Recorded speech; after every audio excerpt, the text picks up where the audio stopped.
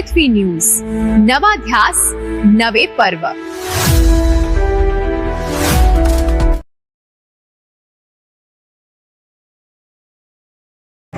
आज आम्ही घनकचरा प्रकल्प कराडनगर परिषदेला या ठिकाणी भेट दिली। आमचे सर्वच नगरसेवक होते।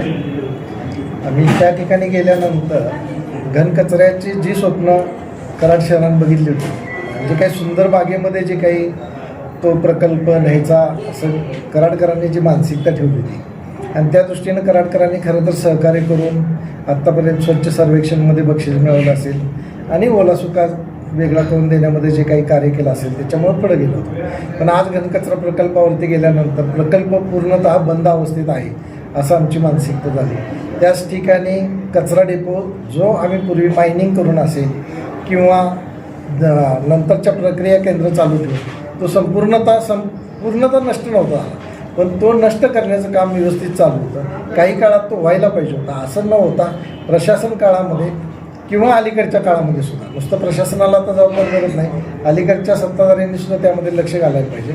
ते न करता तिथं कचऱ्याचे फार मोठे डेपो तयार झालेले आहेत आणि ह्या निमित्तानं आम्ही आज मुख्याधिकाऱ्यांची गाठ घेतली।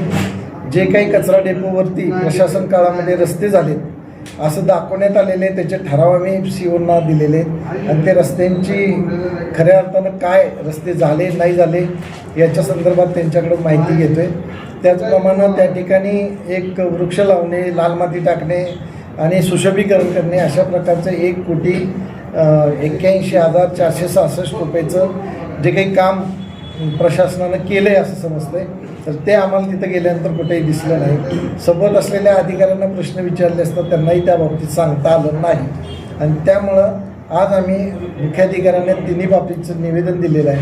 यातलं सूक्ष्मोक्ष त्यांनी लवकरात लवकर लावावा आणि ते 7 दिवसाच्या आत आम्हाला म्हणलेत की तुम्हाला पूर्णतः माहिती देतो आणि ह्याच्यामध्ये जर कोणाचा हेतू परस्पर जे काही कामं न करताच बिलं काढली असतील किंवा ह्या घनकचरा प्रकल्पातील ठेकेदाराला जर ते पाठीशी घालून जर तो घनकचरा प्रकल्प उद्ध्वस्त करण्याच्या ह्याच्यात असतील तर आम्ही काही दिवसातच या प्रक्रियेमध्ये सुधारणा नाही झाली तर आम्ही आंदोलन पूर्णतः करणार आहोत।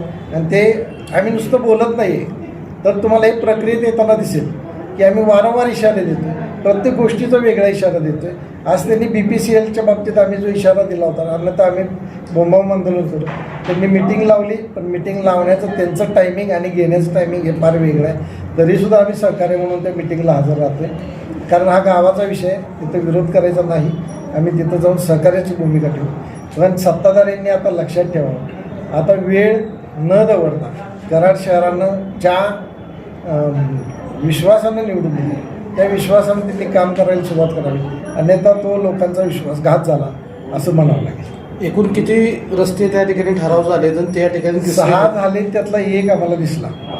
मग ते तोडून त्यांनी केलेले, त्याची निविदा प्रक्रिया ही ऑफलाईन झाली का ऑनलाईन झाली, त्याच्यामध्ये काय हेतू आहे याची पूर्ण माहिती आम्ही खरं तर हे आम्ही सकाळी तोंडी काही अधिकाऱ्यांना विचारलं पण आम्हाला त्याची माहिती मिळाली नाही, म्हणून शेवटी आम्ही पत्रव्यवहार केला।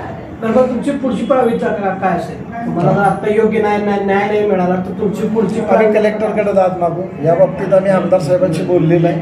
कलेक्टर साहेबांची एक मिटिंग घ्या आणि त्या ठिकाणी सीओनाही बोला असं आम्ही आमदार साहेबांना सुद्धा डिसेंबर महिन्यामध्ये निवडणुकीचा निकाल जाहीर झाल्यानंतर आज जवळपास 7 महिने पूर्ण आलेले आहेत। त्यामध्ये साधारणतः एक विशेष सभा, एक स्टँडिंग आणि एक GB झालेली आहे। येणाऱ्या काळामध्ये 8 दिवसाच्या आत GB व्हावी असं आम्ही सकाळी CO साहेबांनाही सांगितलेलं आहे।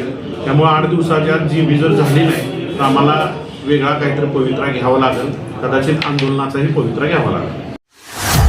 पृथ्वी न्यूज, नवा ध्यास नवे पर्व।